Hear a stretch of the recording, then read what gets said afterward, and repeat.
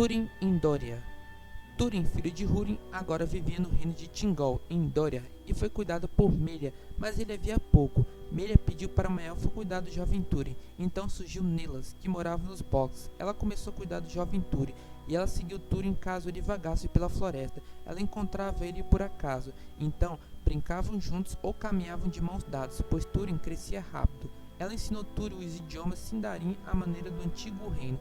Nelas não ia a Menegroth e sempre relutava em caminhar sob tetos de pedra. Portanto, à medida que a infância de Túrin terminava e ele voltava os pensamentos para os feitos dos homens, ele a via com frequência cada vez menos e por fim já não chamava por ela. No entanto, ela ainda vigiava, apesar de agora ficar oculta. 9 anos viveu Túrin nos salões de Thingol. Seu coração sempre se voltava para seu povo, e às vezes recebia notícias deles, pois Thingol enviava mensageiros a Morin tantas vezes fosse possível, e ela mandava mensagens de volta a seu filho, e contou que as dificuldades de Dorlome haviam sido aliviadas, e sua irmã Nienor crescia bela, uma flor do norte cinzento. Túrin cresceu em estatura, se tornou alto entre os homens e ultrapassar os elfos de Dória, e sua força e audácia eram renomados no reino de Thingol. Nesses anos, aprendeu muito sobre as histórias dos dias antigos e dos grandes feitos de outrora, e tornou-se pensativo e pouco falante. Muitas vezes seu melhor amigo, Beleg Aconforte, via Menegroth em busca dele e o levava para bem longe, ensinando-lhe a trabalhar com madeira e usar o arco, o que lhe agradava, manejar espadas, porém nos ofícios de fabricação tinha menos destreza e frequentemente estragava o que fizera com algum golpe súbito. Ele não fazia muitos amigos facilmente, pois não era jovial, e ele raramente ria e uma sombra pairava sobre sua juventude. Ainda assim, era amado e estimado pelos que conhecia, e era honrado como filho de criação do rei. Mas havia um elfo em Dória que tinha inveja de Túrin em suas condições. Seu nome era Saeros, filho de Intimbo. Ele era orgulhoso e tratava com arrogância os que julgavam ser de menor condições e valor que ele. Tornou-se amigo do menestral Daeron, pois também era hábil cantor. Não tinha amor pelos homens, muito menos por algum parente de Beren, uma mão. Ele dizia: "Não é estranho que esta terra se abra para mais uma dessa raça infeliz? O outro já não causou estragos suficientes em Dória?" Assim olhava de soslaio para Túrin e todos os seus atos, falando mal deles quanto podia, porém suas palavras eram autuciosas e sua malícia era velada. Quando se encontrava com Túrin a sós, falava-lhe com arrogância e mostrava seu desprezo às claras, e Túrin cansou-se dele, mas por muito tempo respondeu com silêncio às más palavras, pois Saeros era ilustre para o povo de Dória, além de conselheiro do rei, mas o silêncio de Túrin desagradava a Saeros, tanto quanto suas palavras. Em 481 da Primeira Era, Túrin completou 17 anos de idade. Seu desgosto foi renovado, pois nessa época cessaram todas as notícias de seu lar. O poder de Morgul crescerá ano após ano, e toda Hithlum estava agora sob sua sombra. Sem dúvida, ele sabia muito a respeito do povo e da família de Húrin, e não os molestará por um bom tempo para seu desígnio pudesse realizar. Mas agora, visando esse propósito, fez vigiar atentamente todas as passagens das Montanhas Sombrias, a fim de que ninguém pudesse sair nem entrar em Hithlum, salvo correndo grande perigo, e havia enxames de orcs em torno das nascentes do Narog, do Tengli e nas cabeceiras do Sirion. Assim chegou um tempo em que os mensageiros de Thingol não retornavam, e ele não enviou outros mais. Sempre foram avessos a deixar alguém vagar além das fronteiras vigiadas, e enviar sua gente por caminhos perigosos até Morin em Dorlome. Fora a maior demonstração de boa vontade que puderam dar para Húrin e sua família. Então, Túrin sentiu o coração pesado, sem saber que um novo mal se azinhava, e temia que um destino maligno tivesse acometido. Morin e Nienor por muitos dias esteve sentado em silêncio, meditando sobre a casa de Hador e dos homens do norte. Depois ergueu-se e foi em busca de Thingol. Encontrou-se com Melia debaixo de Hirilon, a grande faia de Menegroth. Thingol fitou com admiração ao ver de repente diante de si, no lugar de ser protegido, um homem e um estranho alto de cabelos escuros, que encarava com olhos profundos cravados no rosto branco, severo e altivo, porém estava em silêncio. Thingol disse: "O que deseja, meu filho adotivo?" E imagino que não iria pedir algo significante. Túrin pediu uma cota de malha e também o elmo de dragão de Dorlome de sua terra. Thingol disse: "Hás de tê-lo, mas qual a necessidade dessas armas neste momento?" Então Túrin disse: "A necessidade de um homem é de um filho que tem uma família para se lembrar, e também precisa de bons companheiros em arma." Então Thingol disse: irei te designar-te lugar entre meus cavaleiros de espada, pois a espada será sempre a tua arma. Com eles poderás treinar para a guerra nos confins, se assim desejares. Túrin disse: meu coração me empurra para além dos confins de Dória, anseio por um ataque ao nosso inimigo, não por defesa. Thingol disse a Túrin: então deves ir sozinho. Determina o papel de meu povo na guerra contra Angband, de acordo com meu juízo. Túrin, filho de Húrin, nenhuma força de armas de Dória será enviada nestes tempos, nem em qualquer tempo em que eu possa prever. No entanto, é livres para partir como quiseres, filhos de Moria, interrompeu Melia. O cinturão de Melia não impede a saída daqueles que entrem com nossa permissão, a não ser com um conselho sábio te interfere, falou Thingol. Qual é o teu conselho, senhor? Pediu Túrin.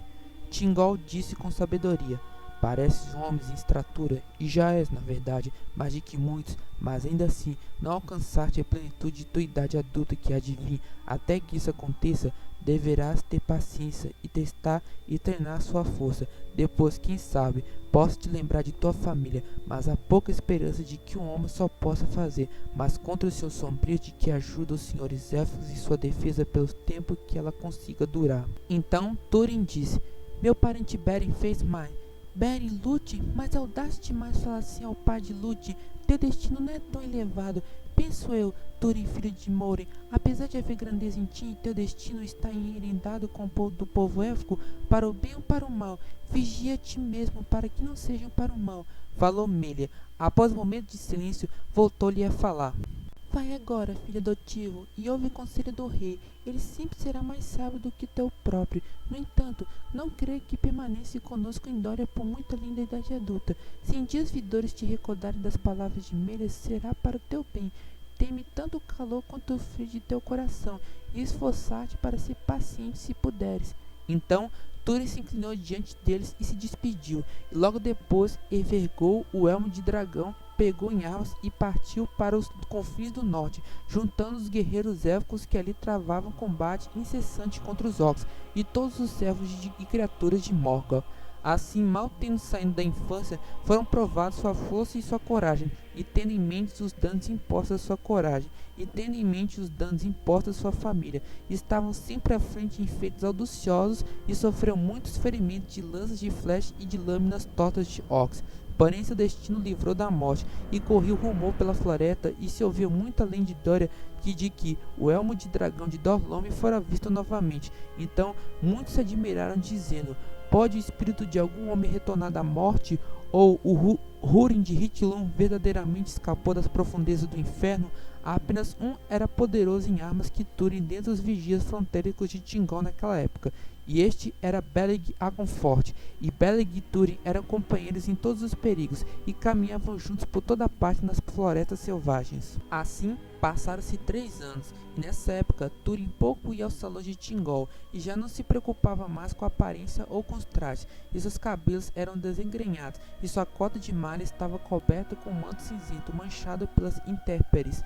Em 484 da Primeira Era, Túrin tinha 20 anos de idade. Ocorreu que, desejando repor a necessidade do trabalho de um ferreiro por consertar suas armas, Túrin chegou sem aviso a Menegroth e sexta tarde entrou no salão.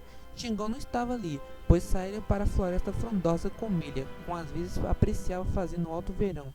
Túrin tomou assento descuidadosamente, pois estava cansado da viagem e ocupado com seus pensamentos, e por azar sentou-se à mesa entre os anciões do reino, no lugar de Saeros. Saeros estava atrasado, e quando ele viu que Túrin estava sentado no seu lugar na mesa, ele pensou que Túrin fizera aquilo por orgulho e com a intenção de afrontá-lo, e sua raiva não se aplacou quando viu Túrin. Não era censurado pelos que ali se sentavam, mas sim acolhido como alguém digno de estar entre eles. Saeros fingiu em concordar e tomou outro assento, de frente para Túrin, do outro lado da mesa. Raramente o vigia fronteiriço nos honra com sua companhia, e de bom grado, sendo meu lugar de costume pela oportunidade de falar com ele. Túrin estava conversando com Mamblung, o caçador, e ele se levantou e disse apenas: agradeço-te. Então Saeros assendiou com perguntas sobre a situação das fronteiras em seu feito no ermo, e ainda que as suas palavras parecessem agradáveis, não havia como deixar de perceber o escárnio em sua voz.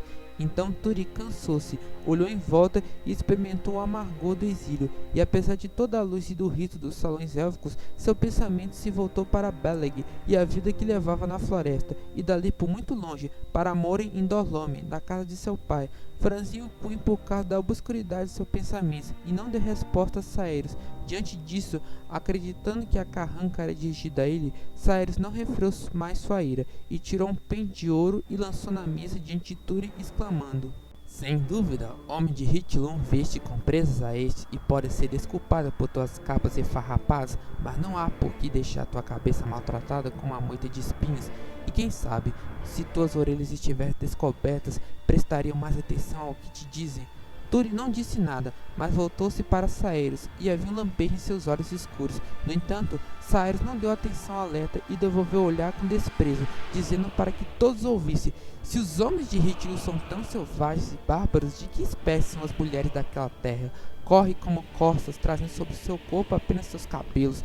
Túrin apanhou uma taça de bebida e atirou no rosto de Saeros, que caiu para trás gravemente ferindo. E Túrin sacou a espada e o teria atacado se não fosse Mambluk que o impediu de fazer isso. Então Saeros ergueu-se, cuspiu sangue na mesa e falou de melhor maneira que podia, com a boca quebrada: por quanto tempo vamos abrigar este selvagem da floresta? Quem está no comando aqui hoje à noite? Os estados do rei são severos, quem fere seus vassalos no salão, e para que sacar armas o banimento é o destino mais brando. Fora do salão eu poderia responder-te: selvagem da floresta. Quando Túrin viu sangue na mesa, seu ânimo esfriou, e dando de ombro, desvilhou-se de Mambluk e deixou o salão sem mais palavras. Então Mambluk perguntou a Saeros: o que te aflige esta noite? Por que este mal considera-te culpado? E talvez os estados do rei julguem que uma boca quebrada é uma reação justa a teu insulto. E Saeros respondeu a Mambluk: se o filhote tem uma queixa, ele que a leve ao julgamento do rei, mas sacar uma espada é um ato que não pode ser desculpado por nenhuma causa. Fora do salão, se o selvagem da floresta sacar a arma para mim, hei de matá-lo. Mambluk disse: mas se de algum dos dois for morto, será um feito maligno, mais contingente com Angband com Kidoria, e mais mal virá daí. Na verdade, sinto alguma sombra do norte que se estendeu em nossa direção hoje à noite. Cuida-te, Saeros, para que em teu orgulho não faça a vontade de Morgoth, e lembra-te que em Elrond dos Eldar, não me esqueço disso. Falou Saeros, mas não moderou sua raiva, e durante a noite, enquanto cuidava do ferimento, sua má disposição ganhou mais corpo. Pela manhã, Saeros atacou Túrin, quando este partia cedo de Menegroth com a intenção de voltar aos confins. Túrin apenas começava sua jornada quando Saeros o atacou por trás, de espadas e punho e escudo no braço, mas Túrin, que aprenderá a ficar sempre alerta no ermo, enxergou com o canto do olho e, saltando de lado, sacou a espada depressa e se virou contra o inimigo, e partiu o escudo de Saeros, e os dois combateram com lâminas velozes. Mas Túrin passará muito tempo numa escola severa e se tornará tão ágil quanto qualquer elfo, porém mais forte. Logo ganhou vantagem, e após ferir o braço com que Saeros empunhava a espada, tinha a sua mercê. Então Túrin pôs o pé sobre a espada de Saeros, que ele deixará cair, e disse: Saeros, há uma longa corrida diante de ti, e as roupas te atrapalharão, e o cabelo já basta. E lançando o chão de repente, despiu Saeros, sentiu a grande força de Túrin e teve medo. Mas Túrin deixou levantar-se e gritou. Então gritou: corre, corre, tu zomba das mulheres, corre, a não ser que seja veloz como uma corça, eu te acossoarei por trás. Então Túrin espetou a ponta da espada nas nádegas de Saeros, e este fugiu para a floresta, gritando localmente por socorro aterrorizado. Mas Túrin o perseguiu como um cão de caça, e por mais que corresse ou guinasse a espada, ainda estava atrás para fustigá-lo. Os gritos de Saeros trouxeram muito outros à caçada, mas só os mais velozes conseguiam acompanhar os corredores. Mambluk, que à frente, ficou perturbado, pois embora o insulto lhe tivesse parecido pesado, disse para si: a maldade que acorda pela manhã é a alegria de Morgoth ao anoitecer, e além disso, era considerado fato grave envergonhar alguém do povo elfo sem que o assunto levado ao julgamento. Ninguém sabia ainda que Túrin fora atacado primeiro por Saeros, que teria matado. Para, Túrin, isto é obra orca na floresta! Gritou Saeros. Ao que Túrin exclamou em resposta: obra orca, já ouve, isto é apenas brincadeira órquica. Antes de Mambluk falar, Ele estivera a ponto de soltar Saeros, mas então um grito voltou a saltar em seu encalço, e Saeros, enfim, sem esperança de ajuda e crendo que a morte o seguira de perto, prosseguiu na corrida desenfreada até chegar de repente a um precipício onde corria um curso d'água que aumentava o esganduim, correndo uma profunda fenda através de altas rochas e larga mesmo para um salto de um cervo. Aterrorizado, Saeros tentou pular, mas falseou o pé na beirada porta e caiu de costas num grito, despedaçando-se em uma grande pedra na água. Assim acabou sua vida em Doria, e por muito tempo Mandos reteria. Túrin contemplou de cima seu corpo jazendo no rio e pensou: tolo infeliz, daqui eu teria deixado o caminho de volta a Menegroth, agora lhe impôs uma culpa imerecida. Virou-se e olhou sombriamente para Mamblug e seus companheiros, que se aproximaram e se detiveram na beira do precipício do lado dele. Então, depois de um silêncio, Mamblug disse com gravidade: "Ah de nós, mas agora volte conosco, Túrin, pois o rei precisa julgar esses feitos." Túrin, por sua vez, respondeu: "Se o rei fosse justo, ia me julgar inocente, mas este não é um dos seus conselheiros. Por que um rei justo escolheria com um amigo um coração cheio de maldade e reunir-se sua lei e o seu julgamento?" Mamblug falou: "Tuas palavras são carregadas de orgulho, apesar de sentir pena do jovem. Cria juízo, não há de tornar um renegado. Peço que volte comigo como amigo que és, e a outras testemunhas. Quando o rei souber da verdade, poderás ter esperança de perdão."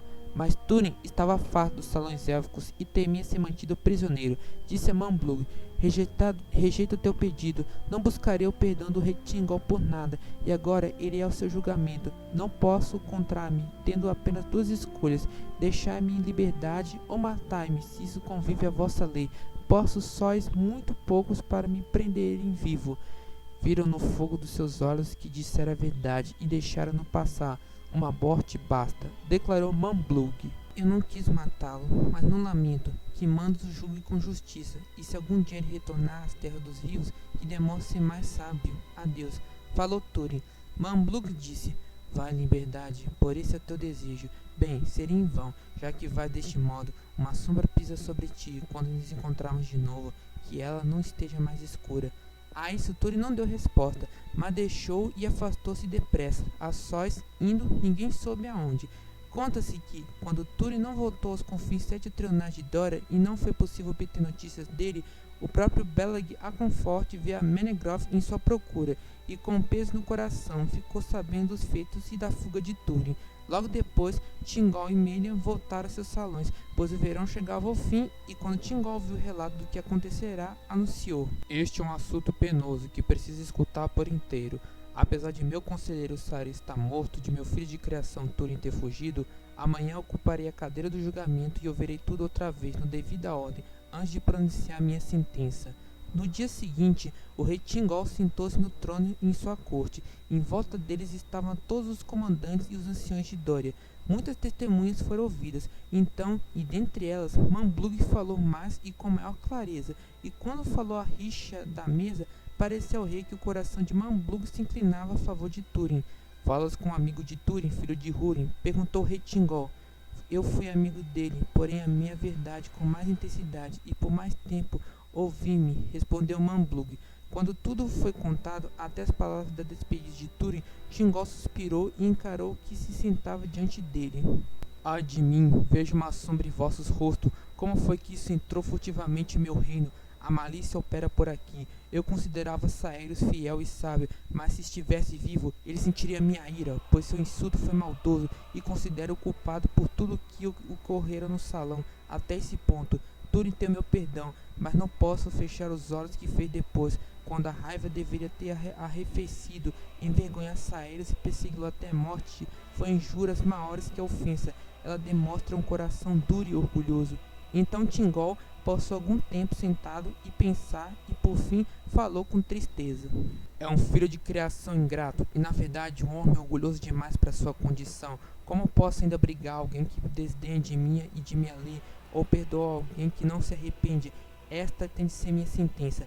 Banerei Túrin de Doria. Se pedir para entrar, será trazido a julgamento diante de mim, e até que peça perdão a meus pés, ele não é mais meu filho. Se alguém aqui considera isso injusto, que fale agora."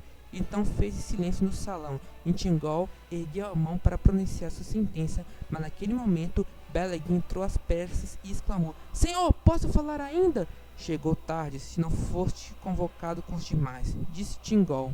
É verdade, senhor, respondeu Beleg, mas atrasei-me, buscava alguém que conhecia. Agora enfim trago uma testemunha que deveria ser ouvida antes que se ouça a vossa sentença, disse Beleg. Foram convocados todos que tinham algo a dizer. O que pode ele dizer agora que pese mais do que aqueles que escutei? Disse o rei Thingol. Beleg disse: Have de julgar quando tiveres ouvido. Concede-me isso, se alguma vez mereci vosso favor.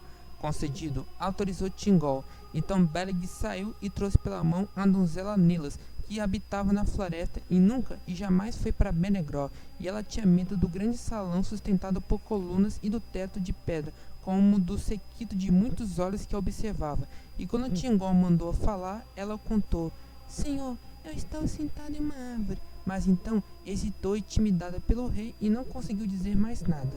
Diante disso, o rei sorriu e disse: Outros também fizeram isso, mas não acharam necessário contar-me. Outros de fato, até mesmo Lúdi, e era nela que eu pensava naquela manhã. E Beren, o homem, disse Nelas. A isso Thingol nada respondeu, e não estava mais sorrindo, mas esperou até que Nelas voltasse a falar. Pois Túrin me lembrava Beren, são aparentados pelo que dizem, e seu parentesco pode ser visto por alguns que olham de perto, disse Thingol. Thingol impacientou-se e disse: Pode ser, mas Túrin, filho de Húrin, partiu desprezando-me, e não verás mais para perceber seu parentesco, pois agora pronunciarei meu julgamento.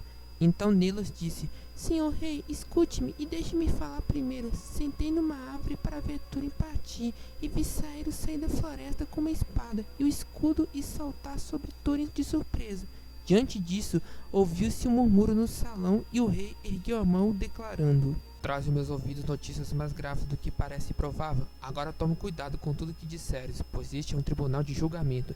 E ela continuou falando: Assim Beleg me contou, e só por isso ousei vir aqui, para que Túrin não seja julgado erradamente. Ele é valoroso, mas cruelmente lutaram, senhor, aqueles dois até que Túrin tivesse privado Saeris do escudo e da espada, porém não o matou. Portanto, não creio que ele desejasse sua morte, afinal. Se Saeris foi envergonhado, era uma vergonha que merecia. O julgamento cabe a mim, falou Thingol, mas o que disseste há de determiná-lo. Interrogou Nelas detalhadamente, e por fim virou-se para Mamblug, dizendo: Acho estranho que Túrin não tenha contado nada disso, mas não conto, pois do contrário eu teria relatado e teria falado com ele do outro modo quando separamos, afirmou Mamblug. Então o rei Thingol anunciou sua sentença. E outra será agora a minha sentença. Ouve-me.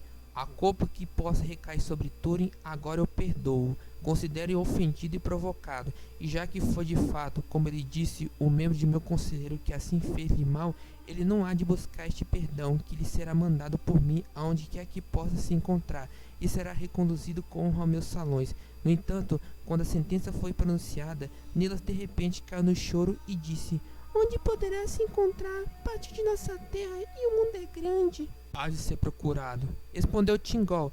Então ergueu-se e Beleg levou Nelas de fora a Menegró e consolou-a e disse: Não chores, pois Túrin vive ou ainda caminha. Hei de encontrá-lo, mesmo que todos os demais fracassem. No dia seguinte, Beleg se apresentou ao rei Thingol e à rainha Melia de Dória, e o rei lhe pediu: Aconselha-me, Beleg, pois estou aflito. Tomei por filho o filho de Húrin, e assim ele será, a não ser que o próprio Húrin retorne das sombras para reclamar o que é seu. Não quero que diga que Túrin foi expulso justamente para o ermo e de bom grado. O receberei de volta porque eu amava muito. Beleg disse: Dai-me licença, senhor, em vosso nome. Repararei esse mal, se puder, pois o homem que ele prometia se tornar não deverá desperdiçar-se no ermo. Dória precisa dele, e a necessidade ainda crescerá mais. Eu também o amo. Então Thingol disse a Beleg: Agora tem esperança na demanda. Vai com minha boa vontade, e se encontrares, guarde e o guia como puderes. Beleg Cutalia, por muito tempo foste o primeiro na defesa de Dória, e por muitos feitos de valor e sabedoria merece minha gratidão. Considerarei o maior dos feitos encontrares Túrin nesta despedida. Podes pedir qualquer presente que não negarei. Beleg disse: Peça então uma espada valorosa, pois agora os orcs estão muito numerosos e próximos para um simples axe, e a lâmina que possui não pode competir com suas couraças. Escolhe dentre tudo que eu tenho, exceto minha própria espada. Ararut, assentiu Thingol.